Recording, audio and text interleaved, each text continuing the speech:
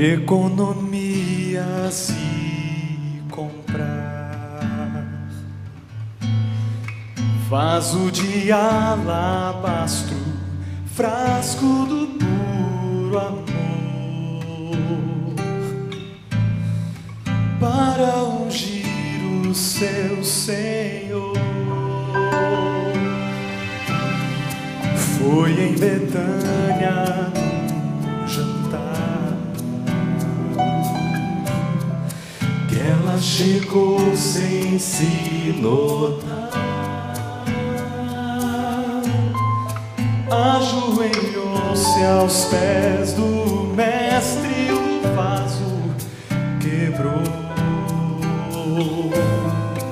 e o perfume se espalhou. Eu sou um vaso de alabastro, sou o perfume do Senhor.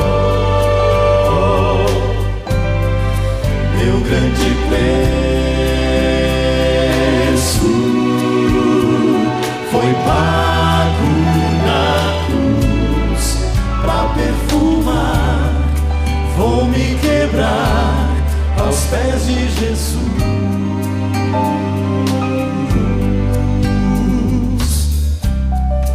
Nuvens se formam como um véu, são corações clamando ao céu. Se existe um Deus no alto, eu já cansei de cair. Manda um vaso pra me ungir. Eu sou um vaso de alabastro, sou o perfume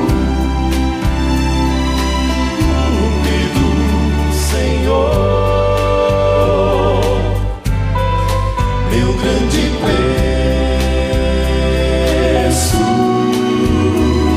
foi pago na cruz pra perfumar. Vou me quebrar aos pés de Jesus.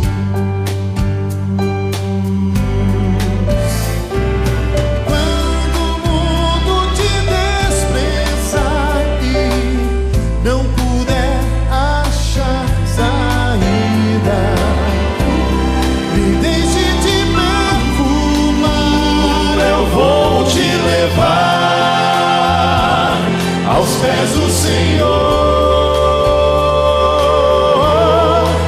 Eu sou um vaso de alabastro, sou o perfume do Senhor. Meu grande preço foi pago na cruz pra perfumar. Vou me quebrar aos pés de Jesus.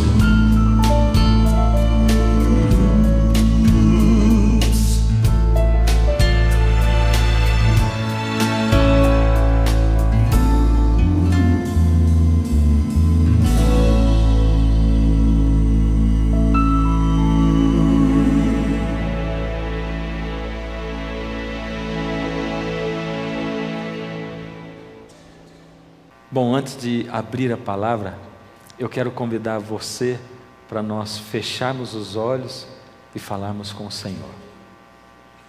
Deus amado, muito obrigado, Senhor, porque nós podemos ver e ouvir a sua voz. Muito obrigado, Senhor, porque o Senhor é um Deus de verdade que se manifesta a nós, não importa em que era, em que ano, em que época vivamos. Ó Deus, trazemos diante do Senhor o que somos. e muitas vezes não temos gostado do que somos. Mas, Senhor, o Senhor é o único que pode transformar o que somos naquilo que o Senhor deseja que sejamos. Toma-nos esta noite nas Tuas mãos, alivia a nossa dor, transforma o nosso coração, em nome de Jesus, amém.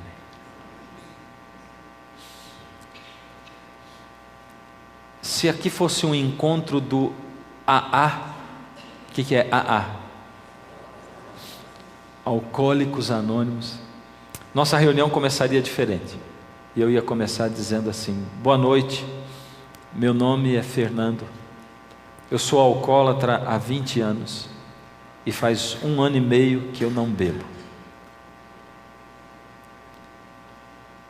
Dizem que uma das coisas mais difíceis para um alcoólatra, e o primeiro passo para que ele possa se recuperar, é em primeiro lugar ele reconhecer que é alcoólatra.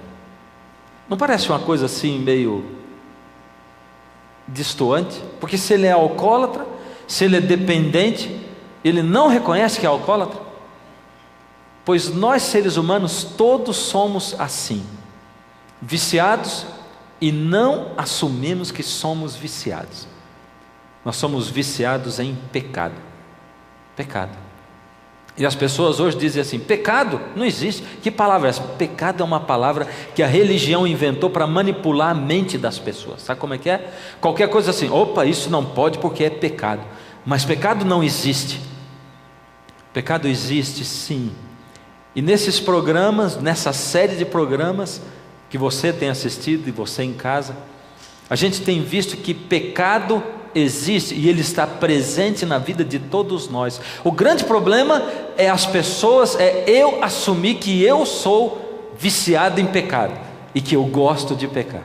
Esse é o grande problema, porque eu acho que comigo está tudo bem e eu estou livre do pecado. Mas a verdade não é essa. Quando eu olho para todos os lados, eu consigo ver o pecado no gosto de todas as pessoas, inclusive no meu gosto também. Meu gosto é estragado pelo pecado. Eu tenho prazer nas coisas que não prestam. Você também? Programação de TV, a gente gosta do que não presta. Os filmes, do que não presta. Os shows, o que não presta. Comida, a gente gosta do que não presta. Quanto mais açúcar, quanto mais pimenta, quanto mais condimento, é isso que a gente gosta. Por isso a palavra de Deus declara para nós o seguinte, uma declaração curta, simples: porque o salário do pecado é a morte, mas o dom gratuito de Deus é a vida eterna em Cristo Jesus, nosso Senhor. E em outro lugar diz: pois todos pecaram e destituídos estão da glória de Deus. Todos pecaram e estão destituídos da glória de Deus. Quantos pecaram? Quantos pecaram? Todos pecaram. Talvez, ou com certeza nós deveríamos dizer assim: pois todos pecamos e nós estamos destituídos da glória de Deus. E a gente já começa até a entender os textos da Bíblia diferente à medida em que a gente vai começando a estudar a palavra dele, não é? Imagina só, lembra que eu falei que quando Deus criou o ser humano, Deus criou o ser humano cheio de glória, de graça e de verdade, como era Deus. A glória de Deus habitava no ser humano, e Deus se encontrava com o homem todos os dias. Mas quando o homem pecou, a glória de Deus se retirou do ser humano. Por isso todos pecaram e carecem da glória de Deus, porque nós não temos mais a glória de Deus. E a Bíblia diz que no momento em que Adão e Eva pecaram, os seus olhos se abriram e eles viram que estavam nus. A glória da presença de Deus, ou a glória de Deus se retirou da vida deles, e eles começaram a enxergar coisas que eles não viam. Eles começaram a enxergar o pecado. E a grande dificuldade de Deus para poder transformar a sua vida e a minha vida, a grande dificuldade de Deus para poder chegar no seu coração, no âmago da sua alma, para arrancar daí o que não presta, para colocar um coração novo, a grande dificuldade de Deus para poder ajudar você é poder convencer você de que você é um pecador e que você precisa da glória de Deus, e de que o salário do pecado é a morte, e que se você não der um jeito de colocar de novo a glória de Deus que se foi na sua vida, o resultado desse pecado na sua vida é a morte. E a única maneira de não morrer, mas ter a vida eterna, é ter o dom gratuito de Deus, a vida eterna que nós só conseguimos ganhar em Cristo Jesus, quando Ele se torna o Senhor da nossa vida. A não ser que você esteja satisfeito com a sua vida aqui nesse lugar.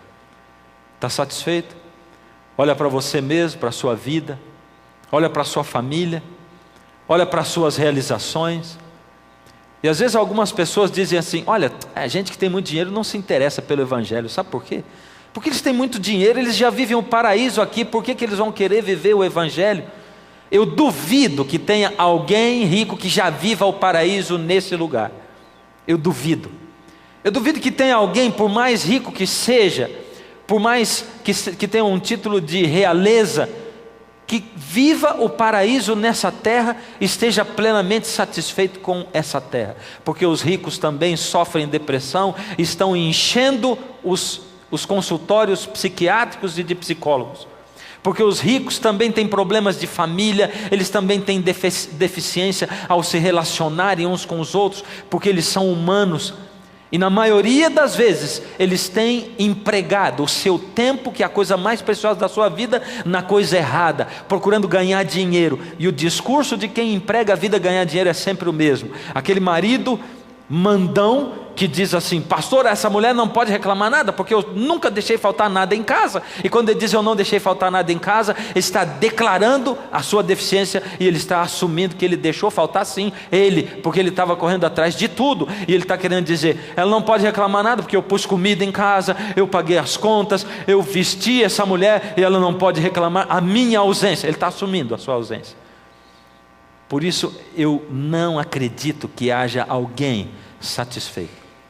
Nem que você esteja na flor da idade, na adolescência, jovem, encantado com esse mundo, com as luzes e as cores e os sons desse mundo, querendo viver tudo que a vida ofereça, porque lá no fundo você tem problemas com a sua autoestima, lá no fundo você tem saudade de alguém que já morreu e que você não consegue enfrentar o problema disso, lá no fundo você tem problemas com quem você é e quem as pessoas esperam que você seja, lá no fundo você tem um monte de problemas, e esses problemas não se resolvem nessa vida. Por isso eu não consigo entender como nós temos tanta deficiência em entender como Deus deseja, como Deus lida, como Deus não consegue lidar conosco, em nos convencer de que nós somos pecadores. Quantos pecaram? Todos pecaram e carecem do quê? Da glória do Senhor Deus. Eu quero que você leia comigo um texto da Bíblia. Está aqui em 1 a João, na primeira carta, epístola de João, no capítulo 3, no verso 4. Aqui diz assim: você já parou para pensar o que é o pecado? Eu estou dizendo que todo mundo pecou, que a Bíblia diz que todos pecaram. Aqui diz: todo aquele que pratica o pecado também transgride a lei, porque pecado é transgressão da lei. Pecado é transgressão da lei.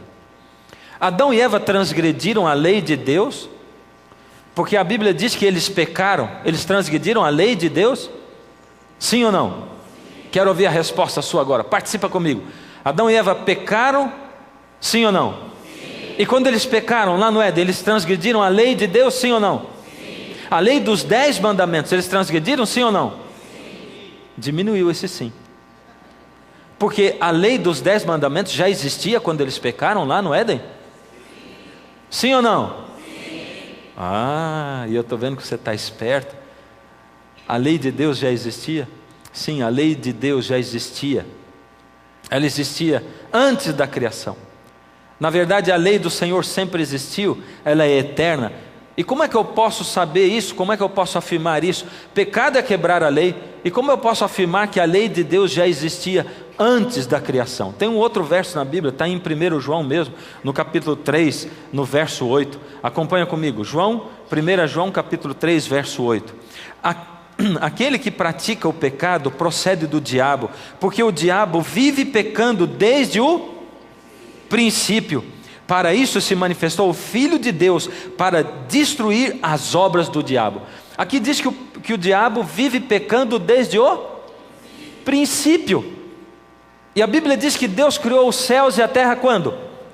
No princípio. No princípio criou Deus os céus e a terra. Se o princípio é quando Deus criou os céus e a terra, quer dizer que Satanás pecou, e pecado é transgredir a lei, porque você acabou de ler agora no verso 4 que pecado é a transgressão da lei.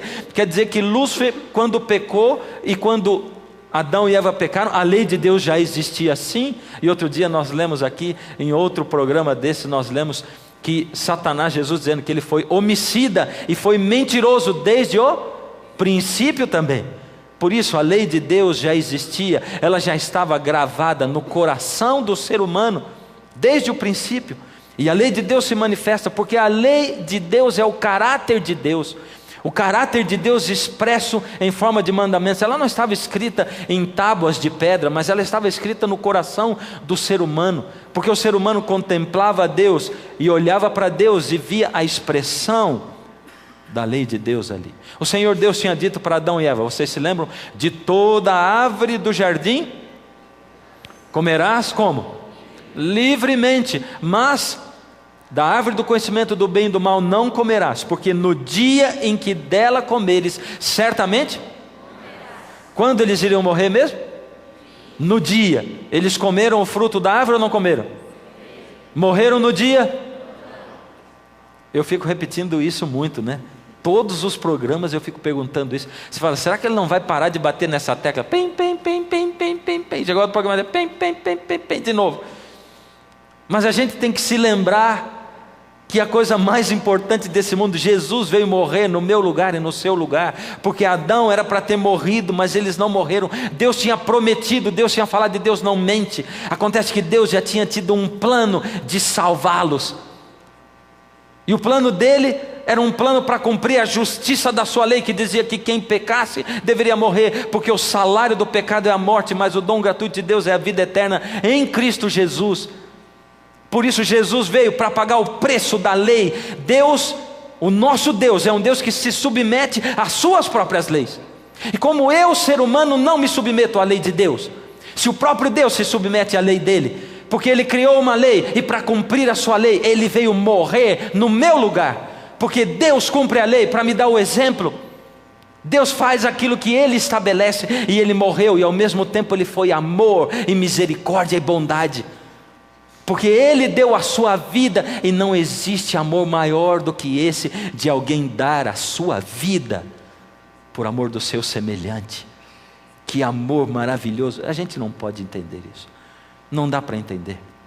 O amor de Deus é tão grande, tão extenso e tão maravilhoso, que a gente não consegue entender de maneira alguma. A lei foi quebrada, eles não morreram, e o universo inteiro achou que tinha acontecido alguma coisa errada. Alguma coisa está errada, até mesmo Lúcifer, porque Adão e Eva continuam vivos. Deus está preparando alguma coisa. Lúcifer sentiu o gosto, o sabor da vitória nos seus lábios. Deus deixou os dois viverem, e Deus mentiu. Ele não esperava que Jesus iria dar a sua própria vida, o seu sangue, por amor a você e por amor a mim. E sabe, eu fico emocionado cada vez que eu penso que Deus, quando criou o mundo, quando o Senhor Jesus, o Deus Filho, veio a esse mundo, o Deus Verbo, aquele que tem o poder da palavra, e pronunciou: haja luz, e houve luz. E quando ele formou esse mundo pelo poder da sua palavra, o Deus Verbo, ele estava assim, pensando em mim, Fernando Iglesias Martins, que ia nascer no dia 20 de maio do ano de 1963, não precisa nem fazer a conta que eu estou com 47. Ele estava pensando em mim, um reles mortal, mas ele desejou que eu vivesse.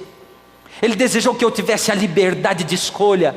Ele desejou tocar no meu coração e que eu ouvisse a sua voz.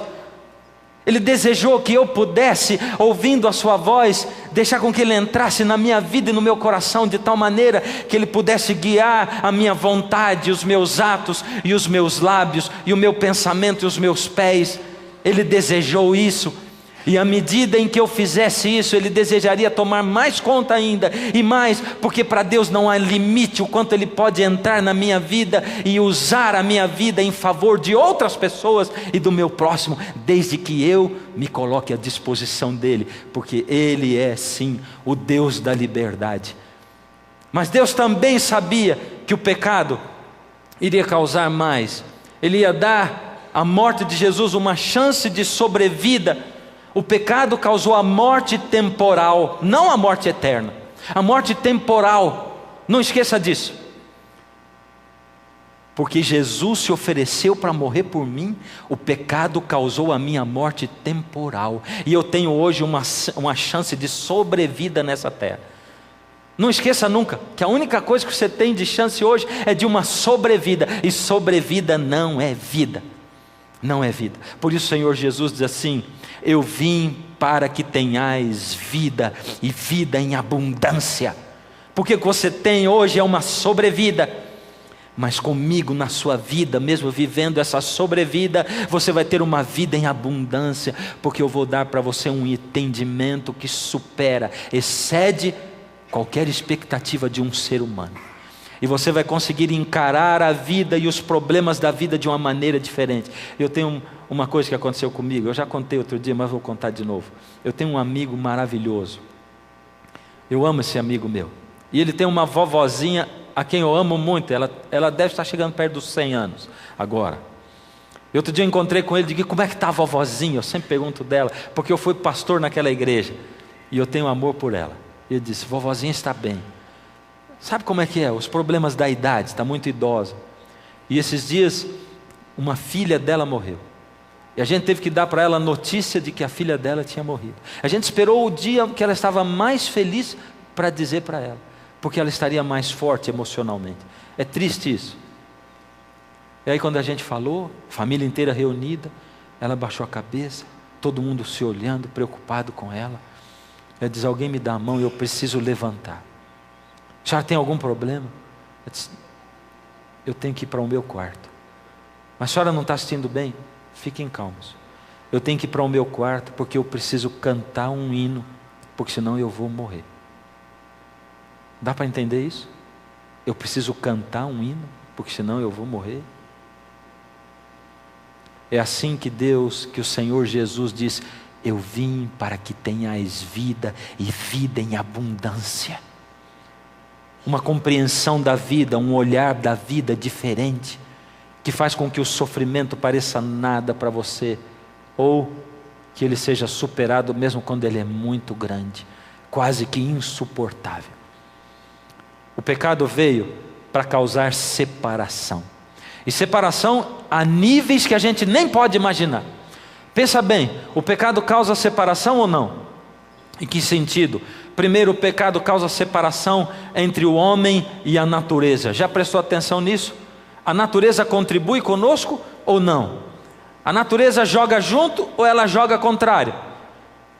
Quando o homem pecou, Deus teve que chegar para Adão e dizer: Adão, você se desligou de mim, eu sou a fonte da vida eterna, você se desligou de mim, você pegou e começou a amar um Deus, e se entregou a um Deus que não tem vida, Ele não tem saúde, Ele não tem amor, Ele não tem amizade, Ele não tem misericórdia, Ele não tem nenhum bom atributo para te dar, Ele não tem poder para criar do nada. E olha o que vai acontecer com a terra por sua causa, porque você se desligou de mim. Você é o representante da terra, eu dei a terra para você dominar, Adão. Você é o dominador da terra, ela é sua. Eu dei de presente, de papel passado para você, e agora você entregou a terra para Satanás. Olha o que ele vai fazer com essa terra. E a Adão disse o Senhor: visto que atendeste a voz da tua mulher e comeste da árvore que eu ordenei não comesses, maldita é a terra por tua causa. Olha o que vai acontecer agora: em fadigas obterás dela o sustento durante os dias de tua vida. Em fadiga ela produzirá também cardos e espinhos, abrolhos,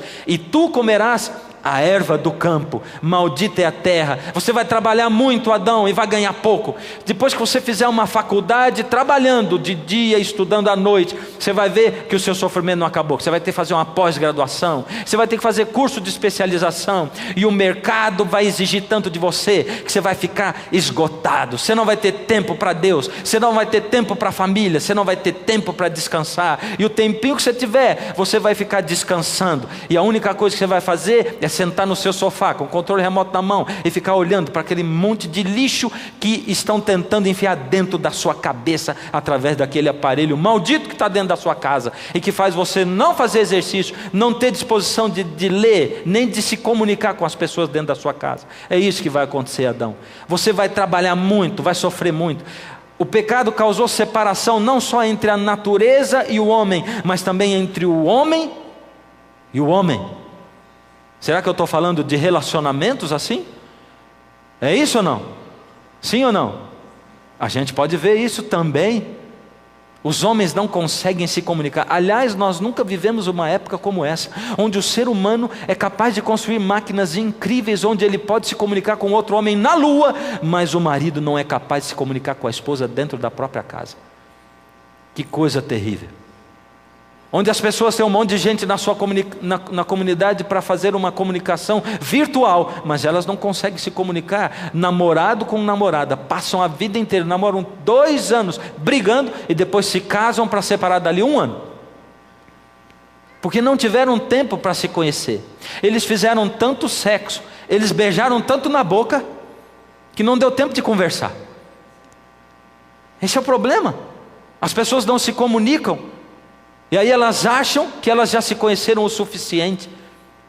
Quando elas tentam falar, elas só brigam.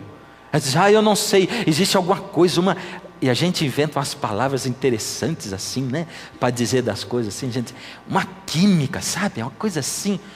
É química nada, é desejo sexual, amigo. É isso que você tem. É a mesma coisa que um cachorro sente por uma cadelinha no cio. Você desculpa, mas é isso. É isso. E você acha que isso é o suficiente para você viver com a pessoa a vida inteira? Nós estamos voltando ao nível do animal. E a gente acha bonito. E a gente traduz isso como assim, sei lá, uma química que existe. Mas que química? Essa química existe entre os cachorros, entre os macacos, entre os urubus até. Entre todos eles. Agora, o que eles não conseguem é ter mente como você tem, é ter raciocínio, consciência como Deus colocou em você, porque você é diferente de todos os animais. Deus colocou aí uma mente igual a dele para pensar. Mas há uma separação entre homem e homem em outro sentido, não só no sentido de comunicação, uma separação entre homem e homem dentro da minha mente. Você nunca percebeu que tem uma separação dentro da sua mente, um lado que diz sim, enquanto o outro está dizendo não? Um lado que diz vai, enquanto o outro diz fica. Olha o que Paulo disse, pois não faço o bem que quero, mas justamente o mal que eu não quero fazer, é esse que eu faço. E ele diz mais, como eu sou infeliz, miserável homem que eu sou, quem me livrará deste meu corpo que me leva para a morte? Sabe o que Paulo está dizendo? Eu sei que eu devo comer o que é certo, mas eu como errado. Eu sei que eu devo interpretar as coisas que a minha esposa fala, porque ela me ama e eu sei que ela me ama. Mas não, eu prefiro ser orgulhoso e brigar com ela, e interpretar ao pé da letra aquilo que ela fala. Eu sei que eu preciso estudar, eu sei que eu preciso me dedicar a Deus, que dedicar tempo para Deus, mas tudo que eu quero fazer eu não consigo, e eu faço ao contrário. Eu sei que eu não devo fumar e eu fumo, eu sei que eu não devo beber e eu bebo, eu sei que eu não devo me tornar um animal me entregando a todos os meus desejos, mas é isso que eu faço, e eu acabo me tornando escravo de tudo aquilo que eu não quero. Eu quero fazer o que é certo, mas eu não consigo. E até mesmo quando Deus me chama, até para poder ir a uma igreja, ou para assistir um programa de televisão religioso, quando eu ponho, eu começo a dizer, acho que eu não vou assistir, e Deus tem que começar a falar comigo de um jeito diferente, para eu poder dar atenção para Deus, porque eu também não gosto das coisas de Deus. Existe uma luta dentro de mim, e quando Deus me chama para entregar a vida a Ele, eu não consigo. E também há uma separação entre o homem e Deus. Essa é latente, essa é gritante, porque a gente nasce nesse mundo sem gostar de Deus. Eu pelo menos não conheço ninguém que nasceu nesse mundo gostando de ler a Bíblia. Eu não nasci gostando de ler a Bíblia. E eu vou dizer para você, a Bíblia é um dos livros mais chatos de ler no mundo. Ela é muito chata de ler, porque é muito ruim você ler aquilo que você não entende. É por isso que a Bíblia é muito chata de ler. Eu vou dizer para você, eu conheço um monte de gente que quando vai na igreja a primeira vez diz assim, sabe de uma coisa que eu detestei quando eu fui à igreja a primeira vez? As músicas. Gente, que coisa esquisita aquilo. Está acostumado a ouvir aquela coisa, sabe, um negocinho estranho? Era interessante assim, mas muito estranho. Ninguém nasce gostando de orar. Você começa a orar, pensa na compra do dia, pensa no que você vai fazer, na lista de coisas. Ninguém gosta de ir na igreja. A gente não nasce assim. Por isso, isso tem que ser uma coisa sobrenatural, que Deus coloca dentro de você com a sua permissão. O pecado causou essa separação entre Deus e o homem. O homem se separa de Deus e vive fugindo de Deus. E eu preciso de me desligar das coisas desse mundo. Eu preciso parar de colocar lixo na minha cabeça. Você já tentou come uma barra de chocolate, e logo em seguida, quando você terminou de engolir o último bocado, come uma fatia de melão.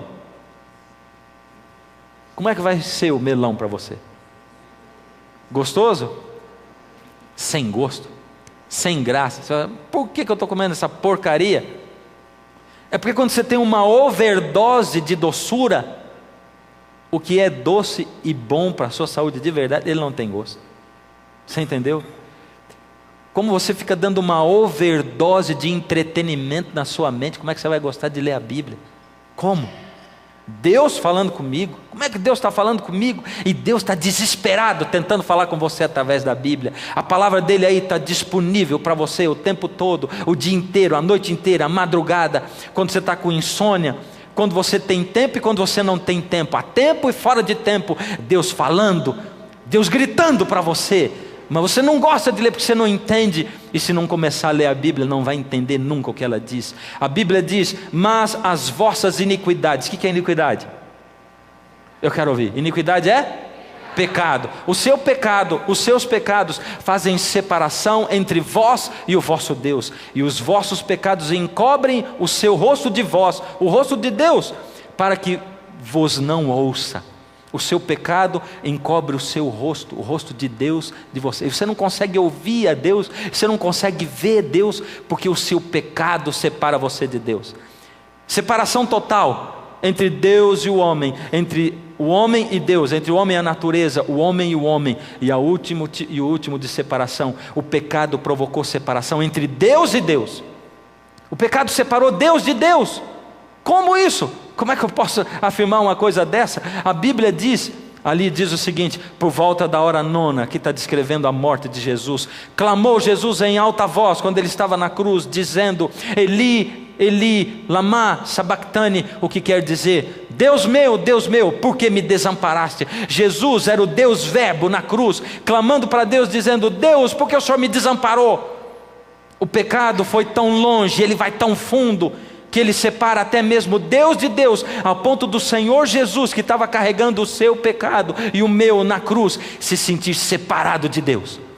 E quando você sentir Deus separado de você, quando você mesmo orando, mesmo tentando buscar a Deus, mesmo se esforçando para ir à igreja, você não estiver conseguindo enxergar a Deus, quando você mesmo olhando para Deus, dizendo, Deus toma conta da minha vida, se sentir separado de Deus, saiba que você tem um Deus que sabe o que é se sentir separado de Deus e desamparado por Deus também. Ele sabe o que é isso. Por isso ele entende a você e ele entende a mim. Esse é o poder maravilhoso do Senhor Jesus. Ontem eu falei com vocês a respeito do pátio do santuário. Você se lembra do pátio do santuário? O que tinha lá? 2 móveis, o altar e a pia. Maravilha. Vocês estão prestando atenção? Estou gostando. O altar e a pia. O altar, sinônimo do perdão, porque ali o pecador levava o cordeiro, confessava os pecados sobre a cabeça do cordeiro, e ali ele passava simbolicamente os pecados para a cabeça do cordeiro. E na pia, o símbolo de pureza. Deus está pedindo pureza da sua parte e da minha parte. O pecado custou a coisa mais importante. No santuário, o sangue tinha que ser apresentado de Deus. O seu pecado e o meu custou o sangue de Jesus. Agora presta atenção. Na primeira parte, quando Deus falou para Adão: Adão, pega o cordeiro e mata o cordeiro, para você entender que para você ser salvo, o cordeiro de Deus vai morrer. E Adão não conhecia Jesus e não sabia disso, mas ele tinha que entender que Deus ia morrer no lugar dele, por isso Deus mandou Adão matar o cordeirinho. E quando o sangue dele foi derramado, Adão, desesperado, pensou: eu matei o cordeiro. E ele tinha acabado de matar com o seu pecado o Filho de Deus. Por isso o cordeiro é o primeiro evangelho da Bíblia, o cordeiro. E os filhos de Adão tinham que matar o cordeiro, para poder ficar bem firme na mente deles, que eles eram pecadores. E é por isso que a gente não lembra que é pecador e não aceita que é pecador, porque a gente esquece que o pecado da gente custou a morte de Jesus. E Jesus está olhando para nós e está dizendo assim: o sangue derramado na cruz é por sua causa. Ou você aproveita essa fonte de vida jorrando, ou você joga tudo no lixo. Por misericórdia, aproveite essa fonte de vida jorrando vida eterna. Quando o pecador construía um altar e matava o cordeirinho, o sangue do cordeiro era derramado. Deus lá no céu via isso acontecendo e aceitava aquilo. Mas ali não estava revelada ainda toda a salvação. Quando Deus revela, Ele revela aos poucos, para que a humanidade possa entender, porque nós somos como crianças, a gente tem que aprender as coisas aos pouquinhos. Primeiro a gente aprende uma coisinha, depois outra. A gente não nasce sabendo comer, nem sabendo andar, a gente não nasce sabendo falar, e nem nasce com todos os dentes. Essas coisas vão acontecendo aos poucos. Por isso Deus vai revelando aos poucos. Quando Deus mandou construir o santuário, Deus revelou mais aspectos da sua salvação para o ser humano, coisas para ficarem vivas na nossa mente, para o nosso relacionamento com Deus. E como a gente não estuda a Bíblia, a gente perde essas coisas maravilhosas que Deus quer falar para nós com tanta veemência, com tanto amor e com tanto calor. E o Senhor está tentando dizer para você assim agora: lá no santuário, Deus habitava no santuário, e o sangue que era derramado ali naquele altar, ele já não podia ficar ali, ele tinha que chegar até a presença de Deus. Mas o santuário servia para duas coisas: para Deus habitar no meio do povo, e também para, quem lembra?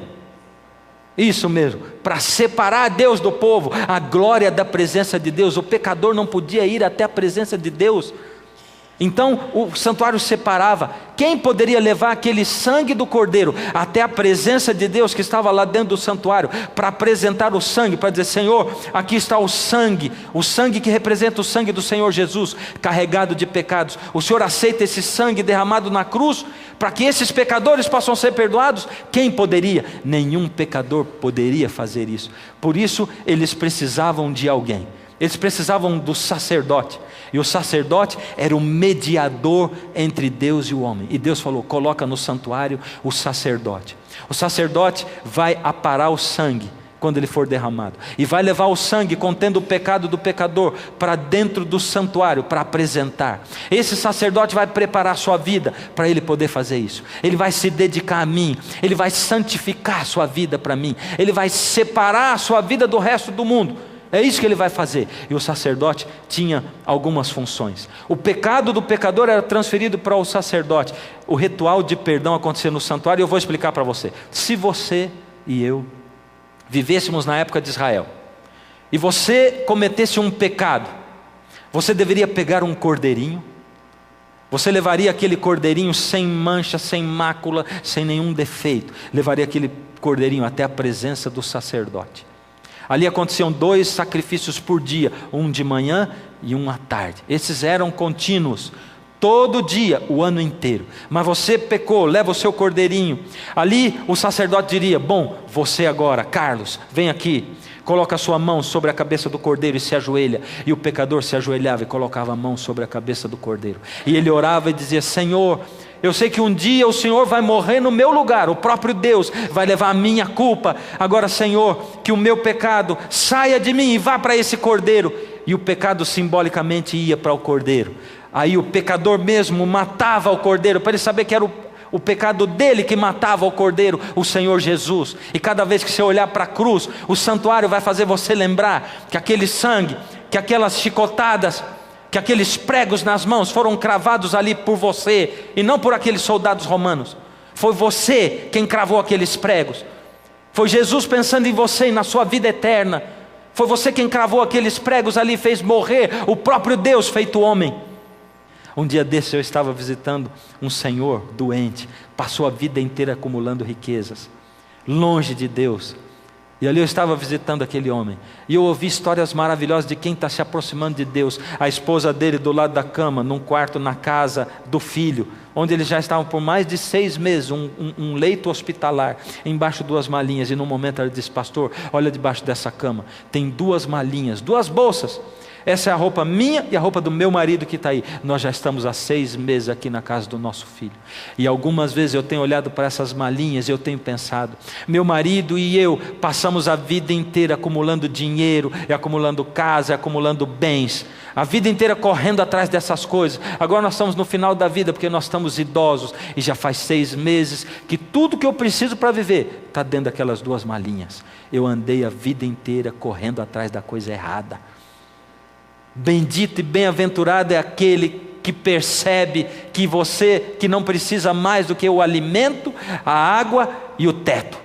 Bem-aventurado, porque quando nós ficamos indo atrás de Deus para esperar tudo aquilo que eu gostaria de ter, não o que Deus quer me dar, aí as coisas mudam. E o Senhor Deus me convida para entrar no lugar santo, no 2º móvel do lugar santo. E lá no 2º móvel do lugar santo eu encontro uma outra coisa.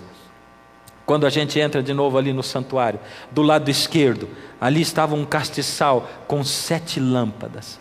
7 lâmpadas. E o que Deus queria dizer com esse castiçal para nós? Ele estava querendo dizer que a criação começou com haja luz. E o que é a luz? O que é a luz na Bíblia? O que é a luz na Bíblia? O que é? O que é a luz na Bíblia? Você que está aí em casa. O pão é quem? O pão é Jesus. E a luz, quem que é? É Jesus. E o cordeiro, quem que é?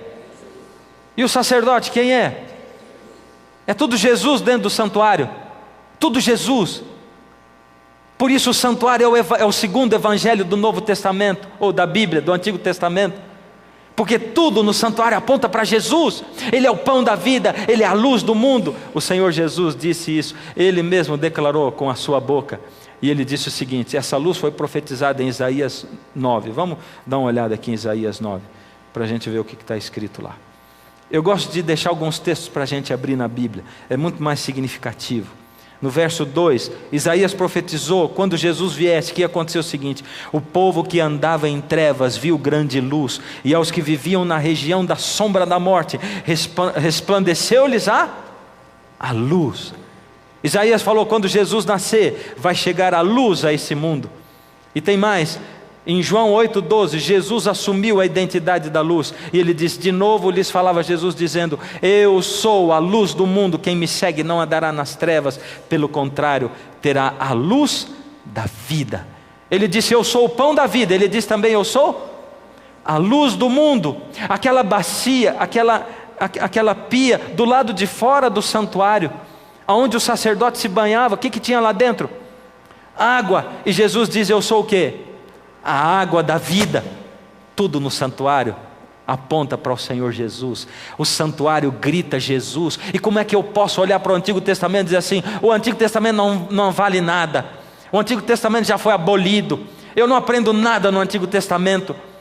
O Antigo Testamento, a Bíblia toda fala do Senhor Jesus. O problema é que quando eu nasço nesse mundo, eu nasço cego. Nós somos cegos espirituais, não conseguimos ver a Deus.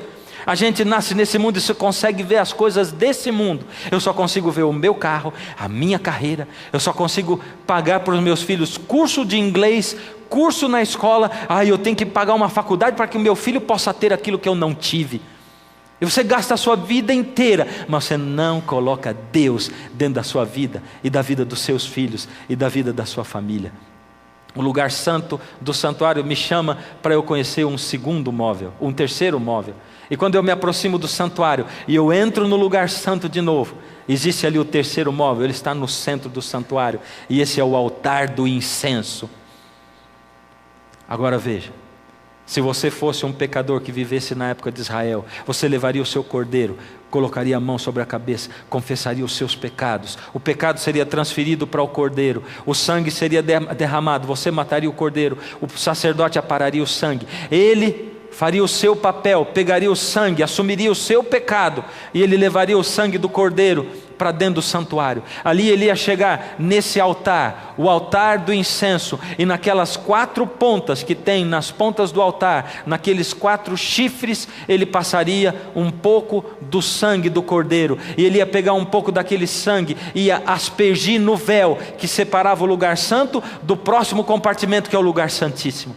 E aquele sangue, contendo o pecado seu e meu e o pecado do povo de Israel, seria colocado no véu do santuário, e aquele véu ficaria com o sangue ali durante 1 ano. O pecado ia começar a carregar o santuário, e o santuário ficaria carregado do pecado do povo de Israel. Era assim que acontecia. Por quê? Eu quero contar para você no próximo programa. Por que acontecia isso? O que acontecia? Por que o pecado ficava lá por 1 ano?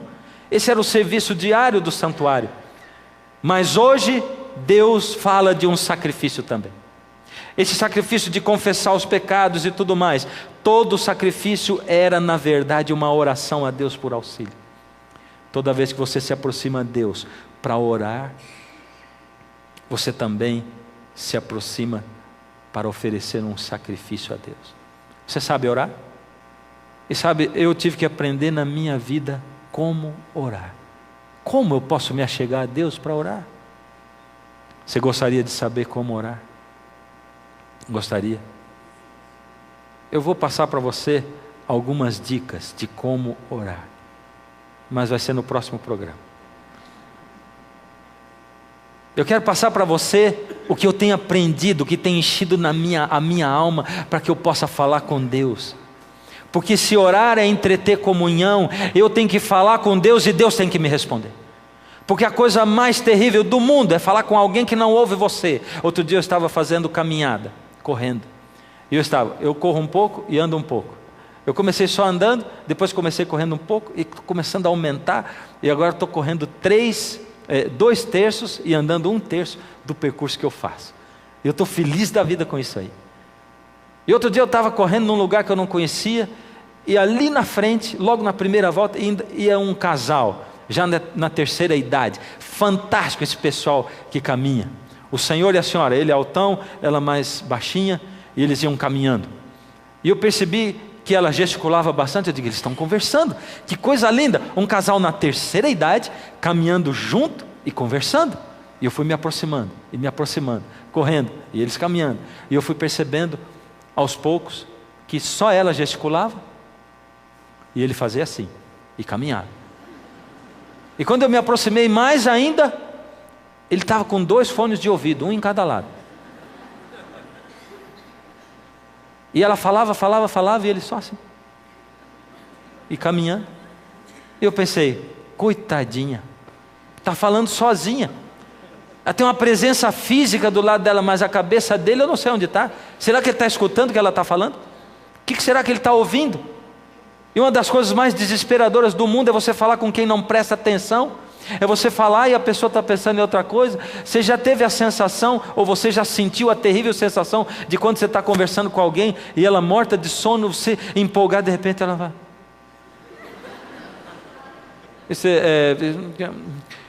Você não sabe se você continua a falar ou não. Como é que você pode falar com Deus se Deus às vezes parece que não responde para você? Como é que eu posso falar com Deus se Deus não existe? Ou se Deus é uma fábula na Bíblia? Ou se Deus foi um Deus vivo no passado? Como eu posso me aproximar de Deus se eu sou tão pecador, miserável? Como eu posso ocupar um púlpito sendo quem eu sou, se eu não sou digno? E cada vez que eu subo no púlpito, tem uma voz que fica dizendo para mim, vai fazer o que aí? Você é indigno. O que você está fazendo aí? Quem é você para falar de Deus para os outros? Olha para a sua vida como você tem um monte de defeito, como você é pecador. Mas esses dias, eu recebi uma cartinha de uma outra velhinha, a quem eu amo muito também. Ela tem uma comunhão com Deus e e uma vida de oração tremenda. Vovó Maria ninguém, como tantas outras Maria ninguém. E ela me mandou uma cartinha, e no meio de tantas coisas que ela me falava, porque não eram coisas para me adularem, eram conselhos. E ela disse assim: Fernando, quando você pecar, corra para Jesus e confesse logo os seus pecados. E você vai poder sempre pregar com intrepidez. E depois daquilo, a minha vida tem mudado. Porque se eu peco, e quando eu peco, eu tenho que correr para Jesus. Eu não sou ninguém para subir num púlpito se eu não confessei os meus pecados a Jesus. Não aquele que vive pecando e diz: então agora vou pregar, vamos lá confessar. Não. Aquela coisa que dói no fundo da alma, quando você olha nos olhos de alguém e você frustrou essa pessoa, e você frustra a Deus cada vez que você peca. Olhe nos olhos de Deus e veja os olhos de Deus como alguém que olha você, como alguém que foi traído por você. Você já olhou para alguém que foi traído por você, e esse alguém chorava olhando para você e dizia: como você pôde fazer isso comigo? É assim que Deus reage cada vez que você peca. Mas quando você confessa os seus pecados, você diz: Senhor, eu não tenho forças, mas me ajuda por misericórdia, e me perdoa. E você clama, o olhar dele muda na hora. E o Senhor diz: pode começar tudo de novo. Eu zero, eu apago. Melhor do que apago, eu arranco essa página para não ficar nenhuma marquinha de lápis na página anterior. E você começa tudo de novo. Deus está chamando você essa noite para começar tudo de novo, para dar o melhor de você, o seu tempo para Jesus. Isso é o melhor que você tem para dar para Ele. Buscando a Deus em oração, buscando a Deus com a alma aberta. E eu quero convidar você, nesse momento, para dedicar sua vida ao Senhor, o seu tempo a Ele. Enquanto o quarteto estiver aqui na frente, e nós estivermos cantando essa última música, o Espírito de Deus vai falar com você, Ele vai chamar você. E quando você sentir o toque do Espírito em algum momento falando com Deus, você levanta a sua mão para dizer: Senhor, eu estou aceitando esse toque e eu vou dedicar o meu tempo ao Senhor. É um presente que eu estou dando. Mas saiba de uma coisa: não faça levianamente. É melhor não prometer nada a Deus do que prometer e não cumprir. Mas eu vou dizer outra coisa: não perca a oportunidade de prometer a Deus e cumprir isso. Porque eu posso dizer para você que a vida da gente muda de cabeça para cima. De cabeça para cima. E é o que Deus quer fazer com você. E eu posso dizer para você: Ele tem feito em mim, não porque eu sou perfeito, pelo contrário. Porque algumas vezes eu subo o monte para me encontrar com Deus, e aí eu tenho que ficar me agarrando com as unhas, enquanto eu vou escorregando do monte abaixo, dizendo: Deus, me puxa de volta, porque eu não estou conseguindo permanecer no monte da comunhão com o Senhor. E aí Deus tem que colocar as suas mãos e me puxar para cima de novo. Mas Ele quer você lá pertinho, lá no monte, com Ele. E no momento que você quiser, você só vai levantar sua mão e fica com ela 1 minuto assim para cima, pelo menos, para ficar bem claro que você está dedicando isso para Deus, o seu tempo. Essa é a hora para você. Enquanto a música toca, o Espírito toca o seu coração. E você pode fechar os seus olhos aonde você estiver. Você pode erguer a mão aonde você estiver. Se Deus falar com você, esse é o momento. Não perca essa oportunidade, não deixe ela passar. Jesus quer dizer para você assim: a sua entrega é total. Você não pode mais adiar. Jesus chegou ao seu coração, chamou por seu nome, você atendeu. algumas lágrimas vêm e vão lavando qualquer temor.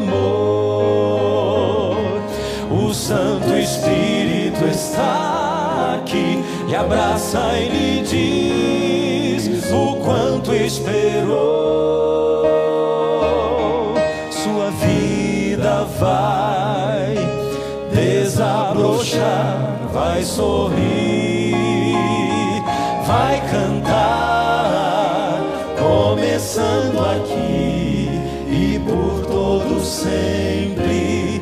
O amor de Deus vai lhe acompanhar.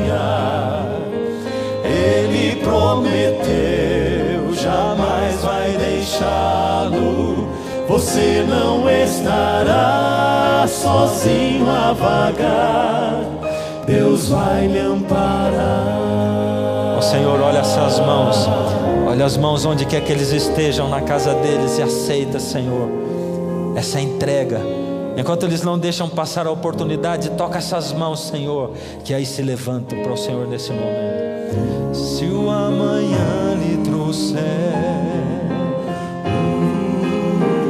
temores, dúvidas e pesar, Jesus ao seu lado vai estar para completar o que começou.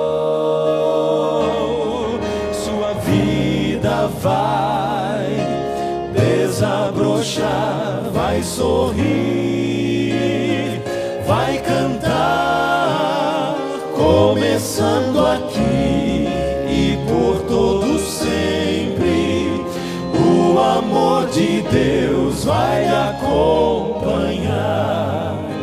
Ele prometeu, jamais vai deixá-lo. Você não estará sozinho a vagar, começando aqui e por todo sempre. O amor de Deus vai lhe acompanhar. Ele prometeu, jamais vai deixá-lo. Você não estará sozinho a vagar. Deus vai lhe amparar. Deus vai lhe amparar.